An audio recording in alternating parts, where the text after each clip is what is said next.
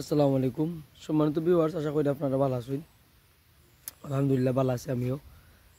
আজকের যে ভিডিওটা আপনারা দেখতে পারেন এটি হইল গিয়ারি বিশ্বনাথর ৮ নং দশকর ইউনিয়নের ৮ নম্বর ওয়ার্ডের বল্লভপুরের হাওড় অঞ্চল।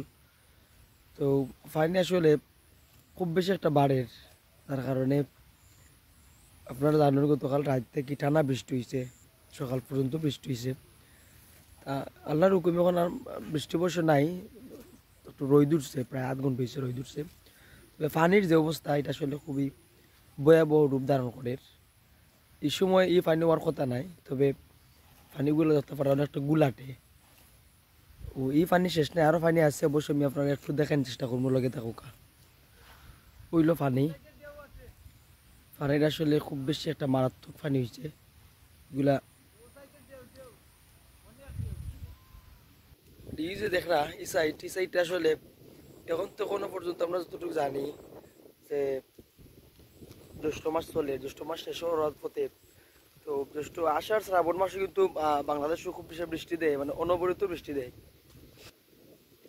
আর এখন মানে যে মেঘ দেয়, মানে বৈশাখ জ্যৈষ্ঠ মাসের যে মেঘ দেয়, মেঘ তো ফাইন হওয়ার কোনো কথা নাই।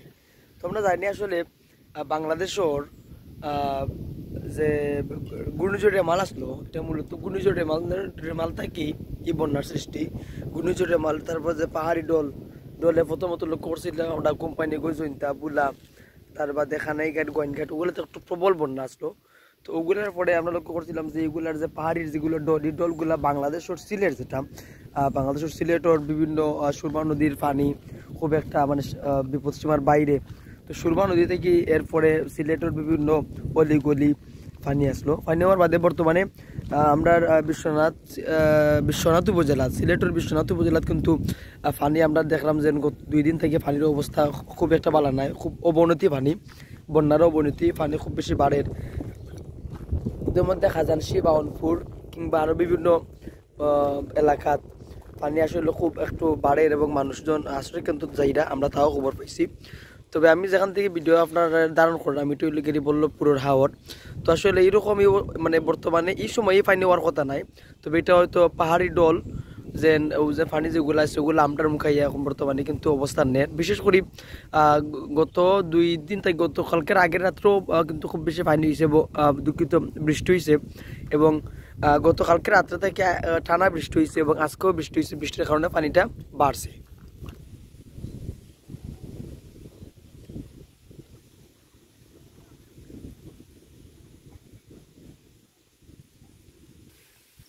হ্যাঁ, এই জায়গাত পানির স্রোত আবার খুব বেশি, পানির স্রোত মানে কেন খুব একটা বেশি আমরা দেখাই। আর যে বিষয়টা যে আমরা যতটুকু জানছি যে ৮ নং দশকর ইউনিয়নও এখনো পর্যন্ত কোনো বিশ্বনাথ এখনো পর্যন্ত বিভিন্ন এলাকাত বন্যা পরিস্থিতি অবনীত অর্থাৎ বন্যা হয়েছে।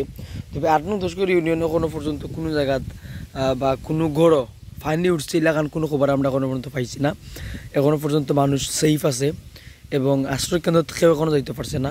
তবে কেউ যদি এলাকার সমস্যা হয় আশ্রয় কেন্দ্রগুলা খুললা দিয়ে হইব, আপনারা যাইতে পারবা। আর আল্লাহ না করুক এরকম 2022 সালের যে বন্যা হয়েছে এতে তো প্রচুর ক্ষতি হয়েছে অনেক। আবার কইরা যারা সিলেটের স্থানীয় যারা আছেন, সিলেট যে বর্তমানে যে পানির পরিস্থিতি, তারা কইরা যে 22-এর বন্যারে হার বানাইতে পারে। তবে এই তো যে পরিমাণে পানি আসলে লিবাই দিও আর যার তার আমরা কিছু একটু মানে অনেকটা বিপদ সংকেতের মতো লাগে কিংবা অনেকটা ডর ভয় লাগে।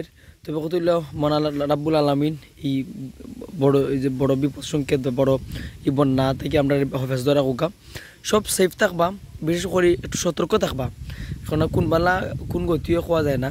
সব একটু সেফ থাকবা যাতে যে কোনো সময় বিপদ আইলে সতর্কতা অবলম্বন করতে পারি আমরা। আর আমরা আপনারা বল্লভপুরের হাওড় দেখার চেষ্টা করছি। পাশাপাশি জামাইঘাটা ওর ভাস্করের স্বাভাবিক পানি বাড়ছে, তবে বর্তমানে স্বাভাবিক নাই। আর আরও যে এলাকার যেগুলো আছে ইনশাল্লাহ আমি আপনারা ধীরে ধীরে একটু দেওয়ার চেষ্টা করবো। ভিডিওটা শেয়ার দিয়ে সব দেখার সুযোগ করে দেবা। আসসালামু আলাইকুম।